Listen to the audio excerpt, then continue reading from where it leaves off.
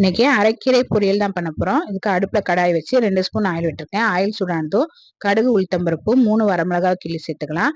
ஒரு பெரிய வெங்காயத்தை பொடியா கட் பண்ணி போட்டு வதக்கி விட்டுடலாம். கொஞ்சமா கருவேப்பிலை சேர்த்து வெங்காயத்தை நல்லா வதக்கிடலாம். இப்போ இது கூட ஒரு கட்டு அரைக்கீரையை நல்லா கழுவிட்டு கட் பண்ணி எடுத்து வச்சிருக்கிறேன். இப்போ அரைக்கீரை சேர்த்துக்கலாம். அரைக்கீரை சேர்த்து அடுப்பை மிதமான தீயில வச்சு ஒரு 5 நிமிஷம் நல்லா வதக்கி விட்டுடலாம்.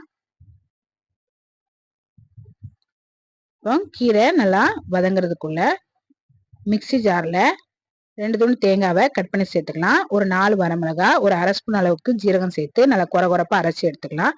இப்போ ஒரு 5 நிமிஷமா கீரை நல்லா வெந்துருச்சு. தேவையான அளவு உப்பு சேர்த்து நல்லா கலந்து விட்டுடலாம்.